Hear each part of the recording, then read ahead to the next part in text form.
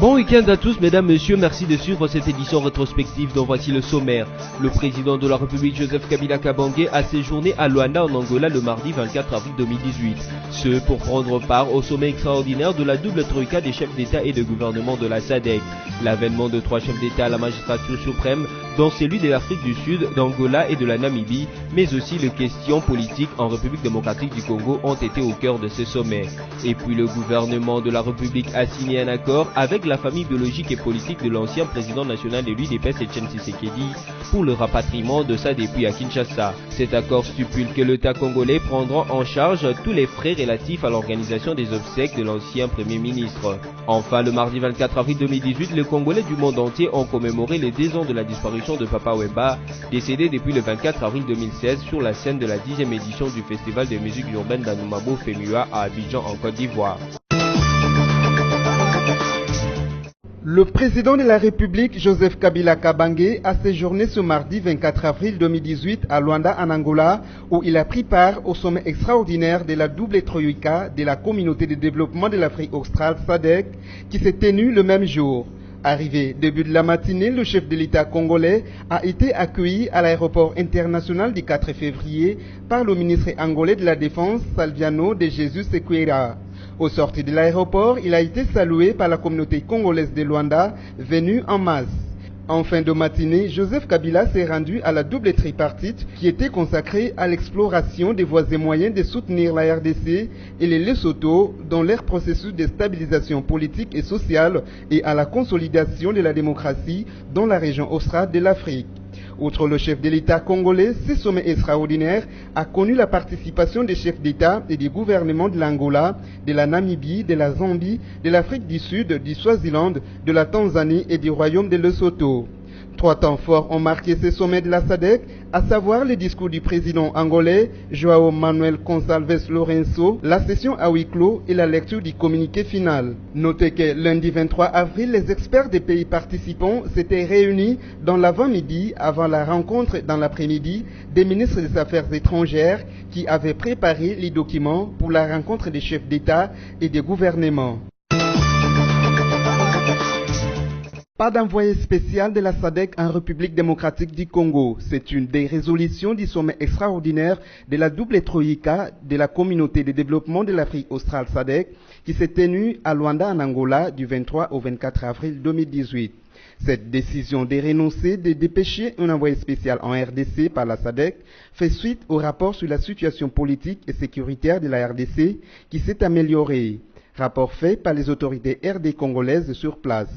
La SADC a aussi noté des avancées significatives, notamment en ce qui concerne l'application de l'accord du 31 décembre 2016. La communauté de développement de l'Afrique australe appelle par ailleurs tous les acteurs à veiller au maintien d'un climat de paix en vue des élections pacifiques à la date prévue par la CENI. À cet effet, le président de la centrale électorale, Corneille Nangaa, présent à ce sommet, a expliqué le bien fondé de la machine à voter, ce qui a requis l'assentiment des participants qui l'ont approuvé par les applaudissements. La SADC avait pris la décision de dépêcher un envoyé spécial à Kinshasa, voire d'établir un bureau, suite à l'évolution de la situation politique qu'elle avait auparavant qualifiée d'inquiétante.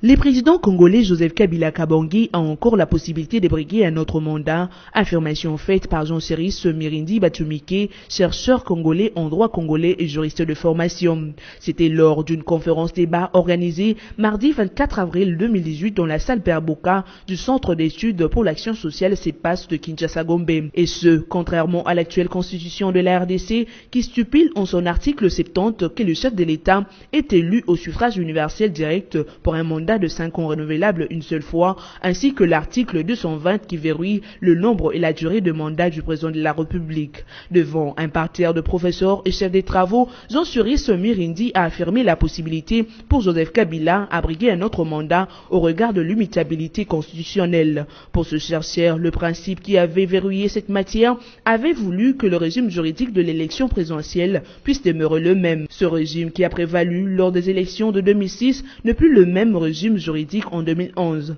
d'où la suppression du comptage de nombre de mandats qui avait débuté en 2006. Et le nouveau comptage lui a débuté en 2011, soutient encore ses juristes. Au regard de ce nouveau comptage de 2011, dit-il, il reste un autre mandat à l'actuel président de la RDC qui a débuté sous l'ère de l'article 1er de la loi numéro 11/002 du 20 janvier 2011 portant modification de quelques articles de l'actuelle constitution.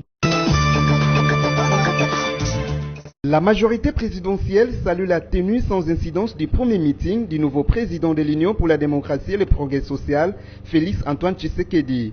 C'est au cours d'une conférence de presse tenue le jeudi 26 avril à Kinshasa par son porte-parole André Alain Atondo.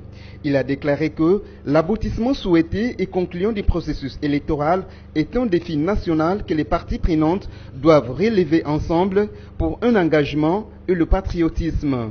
L'AMP a aussi salué la décision de la SADC de renoncer à dépêcher un envoyé spécial en RDC. Une preuve cinglante de la reconnaissance méritée des efforts des autorités de Kinshasa, particulièrement du président de la République Joseph Kabila. Ce, pour la bonne fin du processus électoral, a déclaré Alain André Atondo. Le porte-parole de l'AMP a néanmoins fustigé la tenue de la conférence de Genève qui n'avait pas associé la RDC. Il a cependant félicité le gouvernement pour la création d'une agence de gestion des fonds humanitaires. Question de ne pas renoncer à la souveraineté nationale. Par ailleurs, la plateforme du chef de l'État a apprécié à sa juste valeur l'accord conclu entre le gouvernement et les familles biologiques et politiques de Tshisekedi en ce qui concerne le rapatriement du corps du Sphinx de Limete. Déclarant enfin que l'AMP présentera les candidats à tous les niveaux, André Alain Atondo a estimé qu'il est temps que toute la classe politique envoie un signal fort et sans équivoque aux populations accrochées à l'espoir d'élections apaisées et transparentes.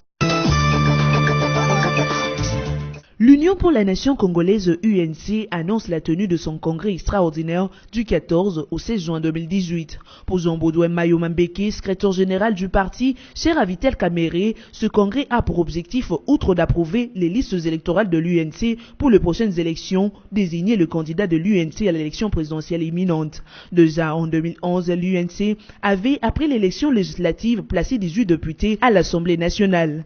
Ainsi, pour le scrutin du 23 décembre 2018, l'UNC espère faire mieux en termes d'aligner des candidats qui lui feront briguer plus de sièges à la Chambre basse du Parlement et aux assemblées provinciales. Si Vital Kamere est désigné candidat à l'élection présidentielle, à l'issue de ce congrès, l'opposition se présenterait du coup aux 10 scrutins en ordre dispersé. Ce Vukali de PES, Félix Tshisekedi, a été choisi pour représenter son parti au scrutin présidentiel et Moïse Katumbi, plébiscité candidat président de la République pour la plateforme Ensemble. Comprenez mon émotion. 24 avril 1990, 24 avril 2018, cela fait 28 ans, jour pour jour, qu'il y a eu instauration du multipartisme en République démocratique du Congo. Une date symbolique pour le peuple congolais qui commémore en même temps l'avènement de la démocratie. Pour la petite histoire, c'est le 24 avril 1990 que le maréchal Mobutu prononça un discours qui annonçait le multipartisme. Ce, après une forte pression populaire et internationale. Conséquence logique de cette nouveauté, le maréchal se voit obligé à renoncer à son rôle de chef du parti au pouvoir, le MPR. Une décision difficile à prendre, si bien que dans son discours, Mobutu s'écrie « Comprenez mon émotion ». Il laissa échapper quelques gouttes des larmes. Il s'est placé ainsi au-dessus de la mêlée et s'est présenté comme l'arbitre du jeu politique de la République. C'est ainsi que sont nés plusieurs partis politiques, notamment l'UDPS d'Étienne Tshisekedi. Du côté de Kinshasa, cette journée a été marquée par le premier meeting du nouveau président de l'UDPS, Félix Antoine Tshisekedi, à la place Sainte-Thérèse dans la commune d'Endjili. Candidat déclaré à la présidentielle 2018, Fati a appelé à l'unité de l'opposition afin de faire face aux candidats de la majorité. Il a également appelé le partisan de l'UDPS à lui faire confiance et à le soutenir aux élections futures. Il a aussi saisi l'occasion pour balayer d'un revers de main tout ce qui circule sur lui à propos de sa nomination à la primature. Il les a qualifiés de rumeurs. Il a enfin remercié tous les leaders de l'opposition qui sont venus les soutenir. Notez que cette manifestation a été bien encadrée par la police nationale congolaise, car le gouverneur de la ville en avait pris acte la veille. Aucun incident majeur n'a été remarqué. Conclusion d'un accord pour le rapatriement de la dépouille mortelle de Etienne Tshisekedi. Le gouvernement de la République a signé un accord avec la famille biologique et politique de l'ancien président national de l'Union pour la démocratie et le progrès social UDPS, Etienne Tshisekedi, pour le rapatriement de sa dépouille à Kinshasa. C'était sous la direction du vice-premier ministre en charge de l'Intérieur et Sécurité, Henri Movasakani, et grâce à la facilitation du CNSA et du Conseil spécial du chef de l'État en matière de sécurité que cet accord a eu lieu. Ce dernier stipule que l'État congolais prendra en charge tous les frais relatifs à l'organisation des obsèques de l'ancien Premier ministre. Pour ce, une commission spéciale chargée de l'organisation des funérailles est mise en place. Elle est composée de 9 membres, dont les représentants du gouvernement, de la famille biologique et politique, dirigée par le vice-premier ministre en charge de l'intérieur et sécurité, qui sera secondé par un membre de la famille biologique et autre de la famille politique. Le palais du peuple a été choisi comme lieu d'exposition de la dépouille pour les recueillements ainsi que les hommages officiels et populaires qui prendront 48 heures, renseignent les communiqués. Les parties prenantes se sont aussi accordées sur les lieux d'enterrement qui est la concession familiale dans la commune de Lancélé. Un avion spécial sera aussi disponibilisé pour les transports de la dépouille et des membres de la famille. Le corps est attendu à Kinshasa à une date qui sera fixée ultérieurement. Adoption de la loi portant répartition des sièges à la commission politique, administrative et juridique. C'est ce jeudi 26 avril dans la soirée que ce projet de loi a été jugé recevable et adopté par la commission PAJ. Démarré vers 17h, le travaux approfondis du dit texte ont permis aux membres de la commission PAJ d'avoir plus d'éclaircissements de la part du président de la commission électorale nationale indépendante, Corneille Nangaa Yobelo, avant d'élever les options. Aubin Minakou, président de l'Assemblée nationale, a aussi pris part active à ce travaux qui se sont déroulés dans la salle de banquet. Il a aussi exhorté le membre de la commission politique, administrative et juridique de mener des débats, contradictoires soient-ils, comme cela se passe à la plénière. Il les a enfin invités, après recevabilité, à faire les suivis et à respecter ce projet de loi jusqu'à son adoption par les députés en plénière. Ce projet de loi porte en répartition des sièges par circonscription pour les élections législatives, provinciales, municipales et locales sera présenté aux députés en plénière pour son adoption article par article. Selon le calendrier de la CENI, c'est en principe le 8 mai 2018 que le président de la République, Joseph Kabila Kabange, devra promulguer cette loi. Les forces armées de la République démocratique du Congo occupent 77e place au monde et 10e en Afrique dans les classements annuels 2018 des armées, selon les sites américains spécialisés Global Firepower. En Afrique, les forces armées congolaises sont restées à la 10e place avec comme indice de force 1.3651. Au niveau mondial, les FARDC ont gagné une place comparativement à l'année 2017 où elle était 76e. Le classement mondial est dominé par les États-Unis avec 0.0818 d'indice de force, suivi de la Russie qui obtient 0.0841 et la Chine pointe à la 3e position avec 0.0852. La RDC passe devant les Qatar, la Jordanie, la Nouvelle-Zélande et l'Irlande. Sur le plan africain, l'Égypte est en tête avec 0.2751 d'indice de force, suivi de l'Afrique du Sud, du Nigeria et de l'Angola. Il s'y est dénoté que les 50 critères entrent en ligne de compte avant d'élaborer ces classements. Il s'agit notamment du nombre de militaires actifs, de la force navale, de la disponibilité du carburant pour les opérations militaires, du nombre des avions de chasse, du budget consacré à la défense, de la flexibilité logistique, du ressources naturelles et de l'industrie locale. Le classement 2018 a pris en compte 136 pays du monde, dont les nouvelles nations qui sont les Nouvelle-Zélande, les Monténégro et les Libéria. Liberté de presse au pays de Joseph Kabila Kabange, la République démocratique du Congo occupe la 154e position au classement mondial 2018. Le rapport publié le 24 avril 2018 par l'ONG Reporters sans frontières, RSF, note que 180 pays sont répertoriés dans ce baromètre. La Norvège, la Suède et le Pays-Bas occupent les premières places, alors que les Turkménistan, l'Érythrée et la Corée du Nord ferment la marche. Les pays africains les mieux classés sont le Ghana, 23e au monde, la Namibie, 26e et l'Afrique du Sud, 28e au monde. Pour ce qui est de la RDC, RSF a cité notamment le rapport des journalistes en danger GED, son organisation partenaire qui a documenté 121 cas d'attaque contre la presse en 2017. Agressions, arrestations arbitraires et suspension des médias constituent un système organisé pour empêcher les journalistes de témoigner contre les dérives autoritaires, rapporte l'ONG Reporters sans frontières. D'une façon générale, l'ONG a noté que la couverture des manifestations à caractère social ou politique reste un exercice délicat dans de nombreux pays d'Afrique subsaharienne.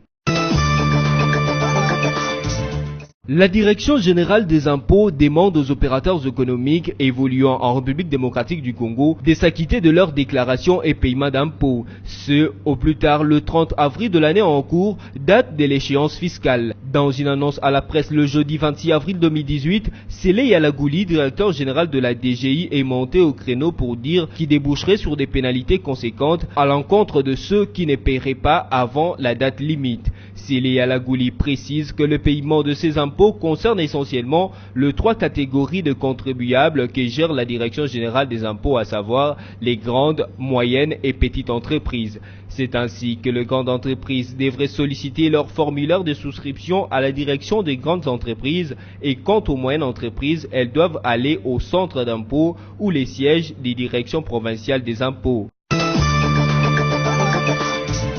Nouvelle augmentation des prix de carburant à la pompe, un casse-tête pour les automobilistes. C'est depuis le dimanche 22 avril 2018 que le litre d'essence se vend à 1980 francs congolais au lieu de 1890 francs congolais et celui de mazout s'obtient à 1970 au lieu de 1880 francs congolais. Les conducteurs des transports en commun de Kinshasa regrettent cette situation et estiment que le transport en commun doit aussi augmenter.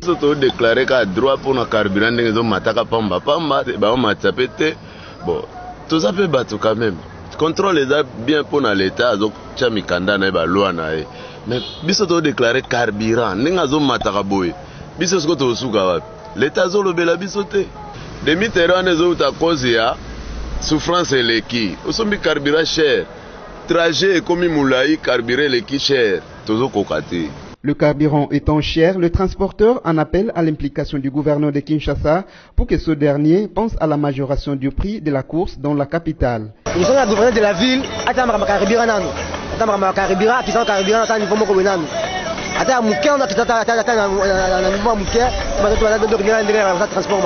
Cette situation s'observe jusque-là dans toute la partie ouest de la RDC.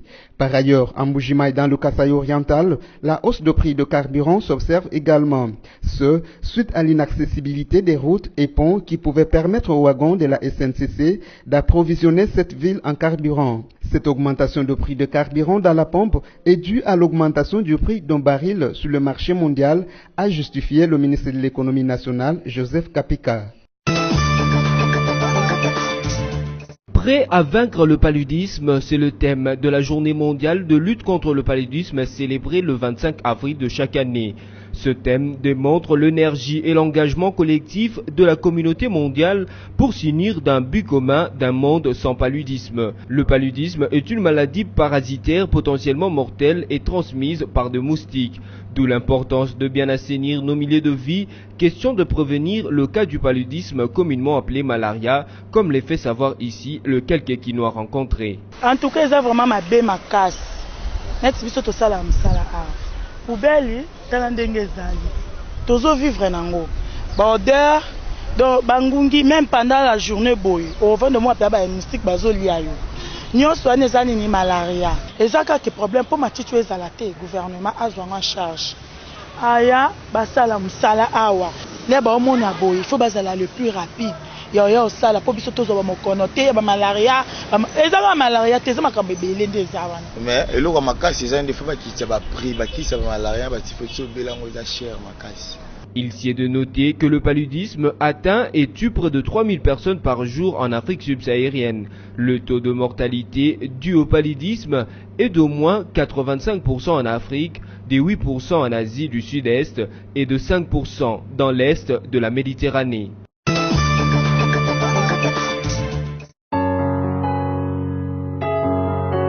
Eliwa, omemaka kokei, metala makambotiki na sima.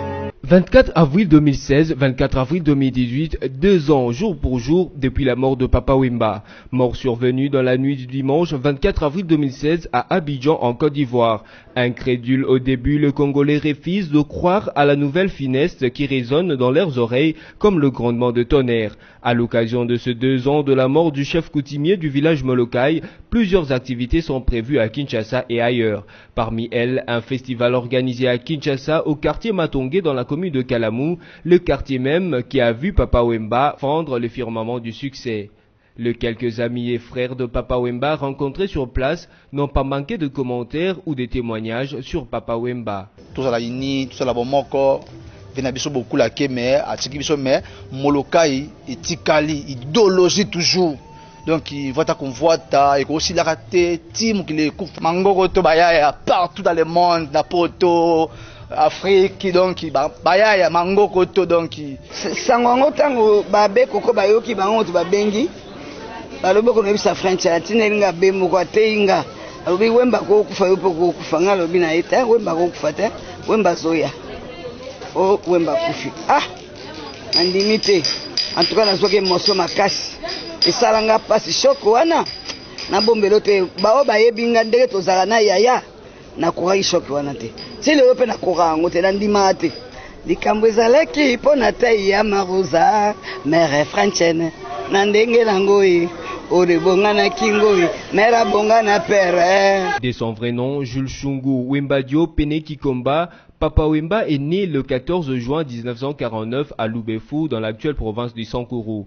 Auteur de plusieurs titres à succès et de plusieurs collaborations avec des artistes congolais ainsi qu'étrangers, il est décédé à 66 ans sur la scène de la 10e édition du Festival des musiques urbaines d'Anoumabo en Côte d'Ivoire. Affectueusement appelé Vieux Bokoul, Ekumani, Vieux Mouzé, Foulangenge, Kourouyaka, Jules Presley, Petit Rossi, Notre Père, Maître d'école, pour ne citer que ces quelques surnoms. Il a été enterré après les hommages nationaux de 3 jours au cimetière dit de Nécropole entre ciel et terre à Kinshasa. Matanga, esi la kambango epa ya bapaya, tala ndenge bapanzani, kasepa bakolo na yango, te. Le député national Zakari Baba Bassoué a lui aussi rendu hommage à Papa Wemba le mardi 24 avril 2018 au quartier d'Anoumabo à Abidjan, en Côte d'Ivoire. Une grande délégation venant de la RDC est allée jusqu'au lieu où les baobas de la musique congolaise est décédé. Cette délégation, accompagnée par les députés nationaux Zakari Baba Bassoué, de l'ambassadrice de la RDC en Côte d'Ivoire, du maire du quartier d'Anoumabo, les groupes Magic System et les sapeurs des Côte d'Ivoire ont tous rendu hommage à cette icône de la musique congolaise. Un défilé des modes a eu lieu, une façon pour les sapeurs ivoiriens de commémorer la mémoire de Papa Wemba comme il était dans ses habitudes de valoriser la sape. Notons que c'est dans cette ville d'Abidjan que Papa Wemba s'est éteint le dimanche 24 avril 2016 lors du festival de musique urbaine d'Anoumabo. Place à présent au rappel de titre. Le président de la République Joseph Kabila Kabange a séjourné à Luanda en Angola le mardi 24 avril 2018. Ce pour prendre part au sommet extraordinaire de la double troïka des chefs d'État et de gouvernement de la SADC. L'avènement de 3 chefs d'État à la magistrature suprême, dont celui de l'Afrique du Sud, d'Angola et de la Namibie, mais aussi les questions politiques en République démocratique du Congo ont été au cœur de ce sommet. Et puis le gouvernement de la République a signé un accord avec la famille biologique et politique de l'ancien président national élu d'Épès Etienne Tshisekedi pour le rapatriement de sa dépouille à Kinshasa. Cet accord stipule que l'État congolais prendra en charge tous les frais relatifs à l'organisation des obsèques de l'ancien Premier ministre. Enfin, le mardi 24 avril 2018, les Congolais du monde entier ont commémoré les 10 ans de la disparition de Papa Wemba, décédé depuis le 24 avril 2016 sur la scène de la 10e édition du Festival de musique urbaine d'Anoumabo Femua à Abidjan en Côte d'Ivoire. Ainsi s'achève cette édition rétrospective. Merci à vous de l'avoir suivi et à la fois prochaine.